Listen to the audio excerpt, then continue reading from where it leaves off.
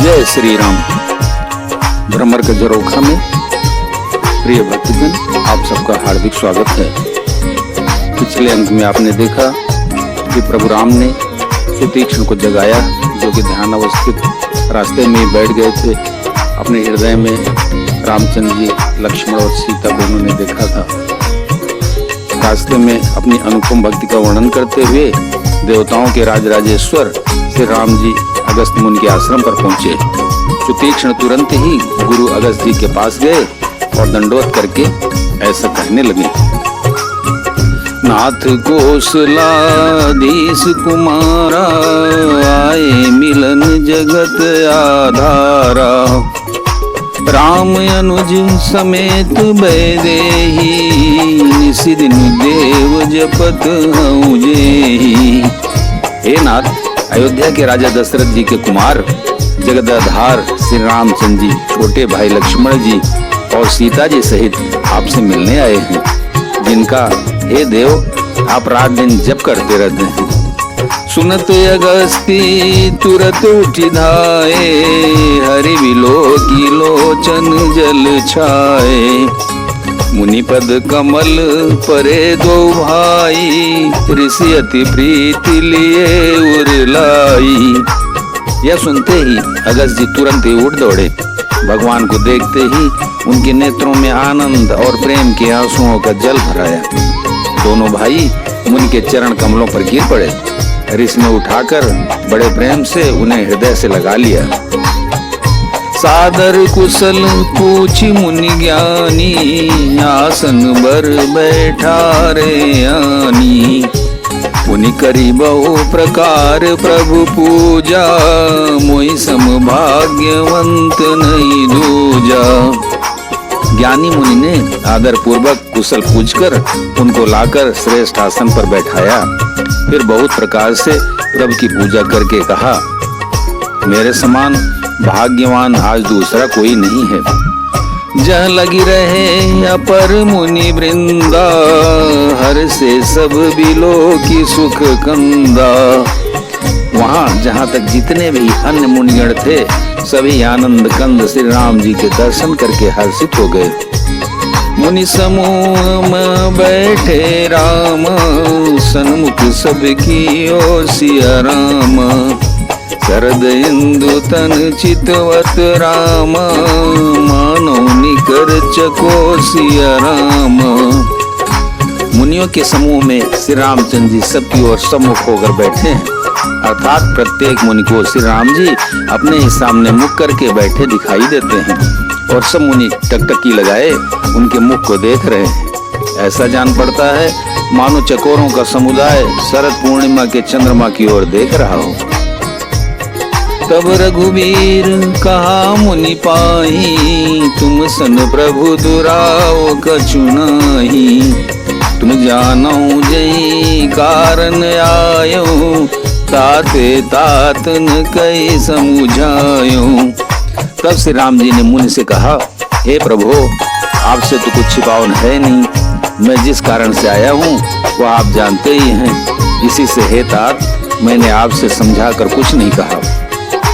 अब सो मंत्र देहु प्रभु मोही, जे प्रकार मारो मुनि द्रोही। मुनि मुसुकाने सुनि प्रभु बानी, पूछे नाथ मोही का जानी। हे प्रभु, अब आप मुझे वही मंत्र सलाह दीजिए जिस प्रकार मैं मुनियों के द्रोही राक्षसों को मारूं।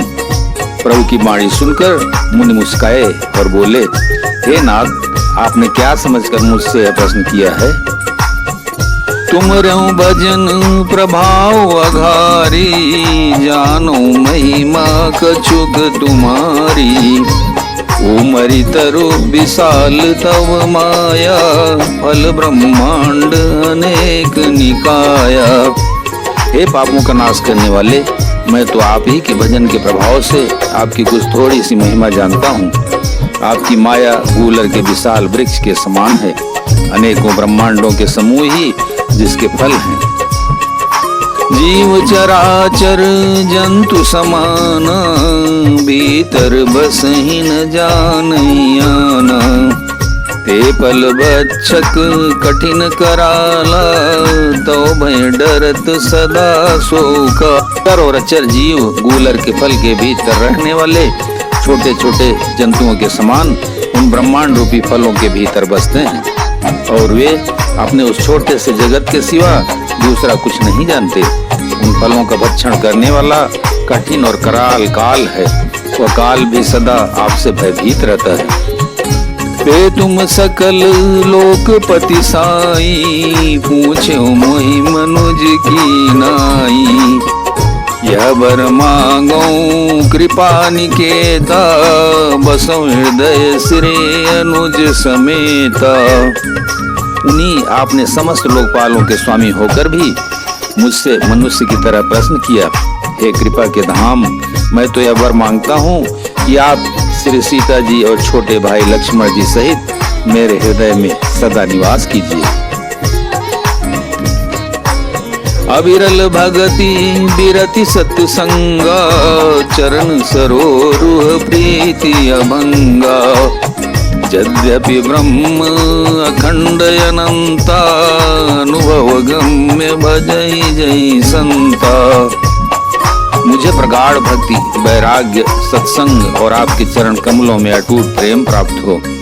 यद्यपि आप अखंड और अनंत ब्रह्म हैं, जो अनुभव से ही जानने में आते हैं और जिनका संत जन भजन करते हैं। अस तव रूप बखानो जानो, फिर सगुन ब्रह्म रति मानो। संतत दासन देव बड़ाई, ताते मोहि पूछो रघुराई।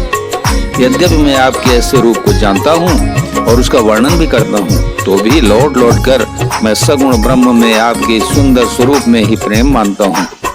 आप सेवकों को सदा ही बढ़ाई दिया करते हैं।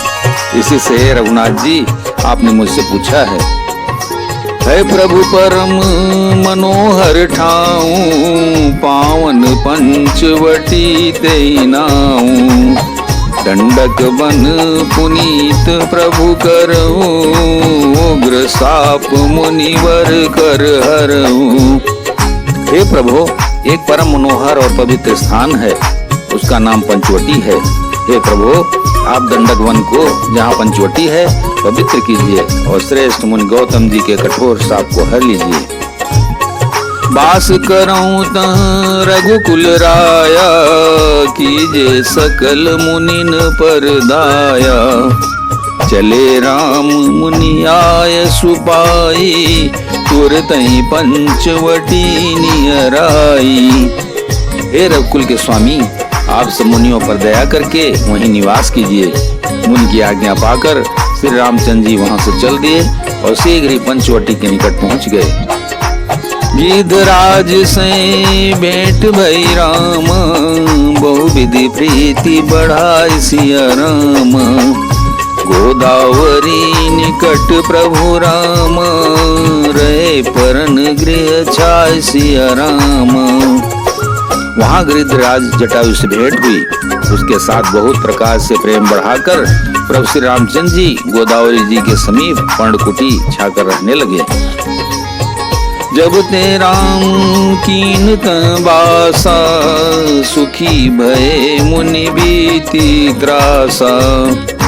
गिरिमन नदी ताल छवि छाए, दिन दिन प्रति अति होई सुहाए। जब से श्री राम जी ने वहाँ किया, तब से मुनि सुखी हो गए। उनका डर जाता रहा। पर्वत, वन, नदी और तालाब शोभा से छा गए। वे दिनों दिन अधिक सुहावने मालूम होने लगे। खग मृग वृंद आनंदित रही, मधुप मधुर गुंजत छवि लही। शोभन बरनी न सकहि राजा, जहाँ प्रगट रघुबीर बिराजा। पक्षी और पशुओं के समूह आनंदित रहते हैं और भंवरे मधुर गुंजार करते हुए शोभा पा रहे हैं। जहाँ प्रत्यक्ष श्री राम जी विराजमान हैं, उस वन का वर्णन सरफराज शेष जी भी नहीं कर सकते। एक बार प्रभु सुख आसीना, लक्ष्मण बचन कहे छलहीना। सुर नर मुनि सचराचर साई, मैं जय पूछूं निज प्रभु की नाई।